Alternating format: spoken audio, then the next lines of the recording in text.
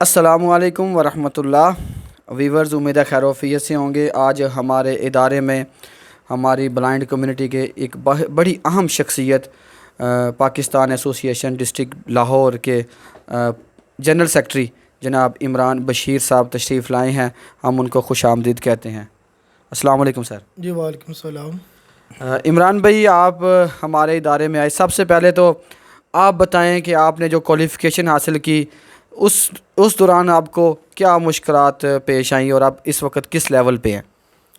بسم اللہ الرحمن الرحیم۔ سب سے پہلے تو میں عدنان صاحب آپ کا اور آپ کے ادارے کے تمام لوگوں کا دل کی عطا گرائیوں سے شکر گزار ہوں کہ آپ نے مجھے یہاں مدعو کیا اور دوستوں کے ساتھ کچھ شیئر کرنے کا موقع دیا۔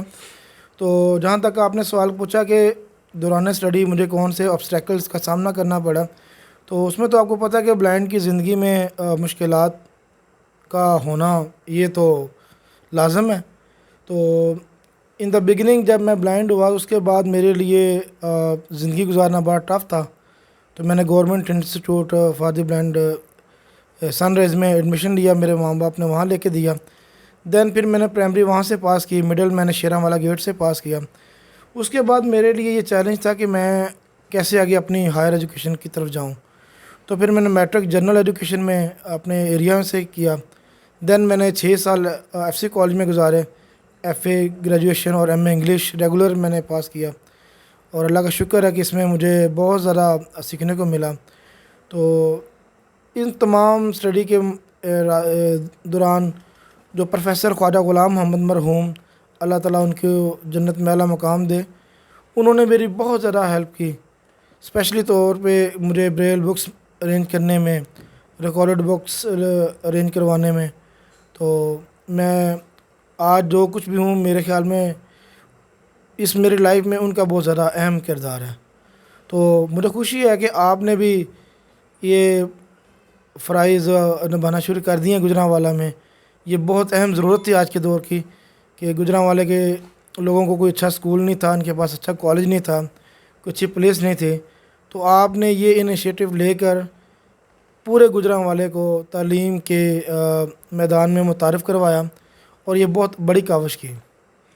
عمران صاحب، جہاں تک ہمارے ادارے کا تعلق ہے، ہمیں جو لوگ سپورٹ کر رہے ہیں تو ان کا یہ مقصد ہے کہ جو نابینا بچے ہیں ان کو تعلیم سے بہرہوار کیا جائے، لیکن کچھ لوگ ایسے ہیں کہ جو یہ سمجھتے ہیں کہ نابینا افراد پڑھ لکھ کے بھی کچھ نہیں کر سکتے، ان کے بارے میں آپ کیا کہیں گے؟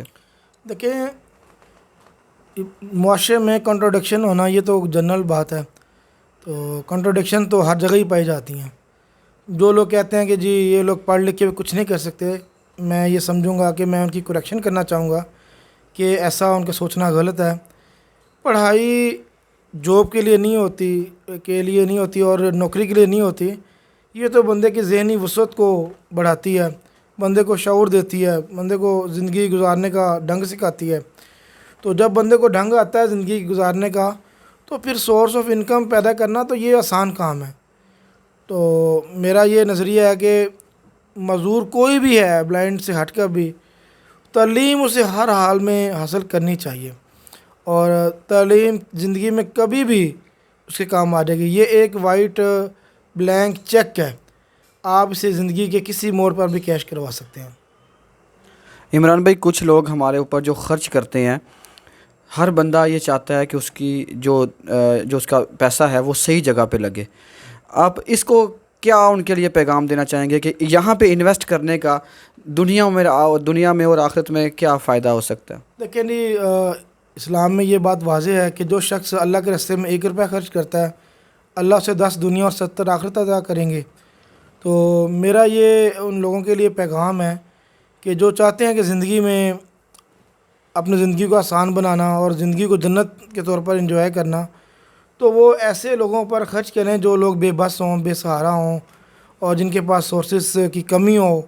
جس طرح آپ کے پاس بہت سے ایسے بچے ہیں جن کے پاس وسائل نہیں ہیں، اور وہ بڑی دور دراز سے آپ کے پاس ٹھہرے ہوئے ہیں اور اپنی تعلیم حاصل کر رہے ہیں۔ انشاءاللہ ان کا 1 روپیہ ایسے بچے کے لیے خرچ کیا ہوا نا، وہ صدقہ جاریہ اور ساری زندگی کے لیے انہیں ثواب ہے۔ تو ان کی آخرت بھی بہتر ہو جائے گی، دنیا بھی بہتر ہو جائے گی، اور ان کے رزق میں بھی اللہ تعالیٰ بہت اضافہ کر دیں گے۔ اور اس کے علاوہ میں یہ چاہتا ہوں کہ ہم اپنا ادارہ، جیسے ہم نے آپ کو پتہ ہے اس کا اکتوبر سے آغاز کیا ہوا ہے، میں چاہتا ہوں کہ یہ تا دیر چلے اور گجرانوالہ میں مرکز بنے نابینا افراد کے لیے۔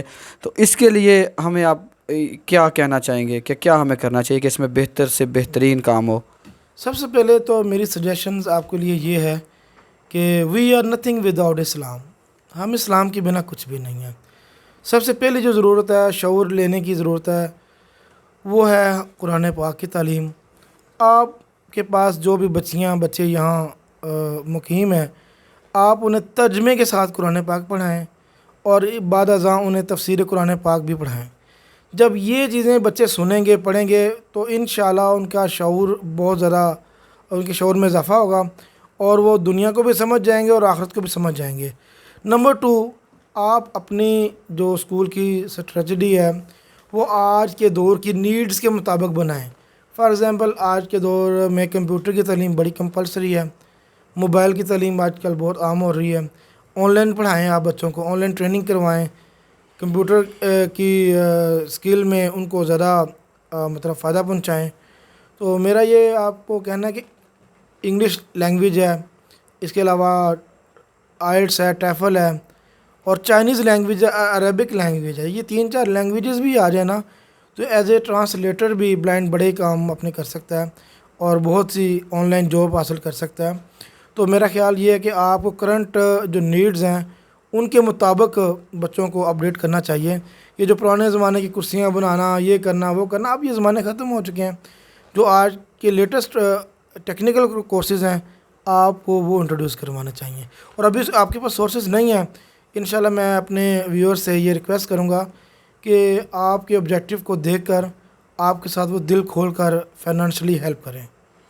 جی انشاءاللہ اگر لوگوں نے وفا کی اور اللہ تعالیٰ نے توفیق دی تو یہ ادارہ انشاءاللہ یہ جس طرح آپ نے لیٹسٹ ٹیکنالوجی کے بارے میں بتایا ہے ضرور ان کو جو ہے وہ اویل کرنے میں کامیاب ہوگا، اور ہمارا یہ مشن ہے کہ جتنے بھی نابینا افراد ہیں وہ تعلیم کے سفر پہ گامزن ہوں، نوکری ملے یا نہ ملے، اگر ان کی ذہنی وسعت اس قدر بلند ہوئی کہ وہ تعلیم کے زیور سے آراستہ ہوئے تو وہ ضرور جو ہے وہ اپنی منزل پا لیں گے۔ عمران صاحب بہت شکریہ آپ یہاں پہ تشریف لائے، اور ہم امید کرتے ہیں کہ آپ اسی طرح ہمارے پاس آتے رہیں گے اور ہمیں اپنے قیمتی مشوروں سے نوازتے رہیں گے۔ بہت شکریہ سر۔ جی تھینک یو ویری مچ۔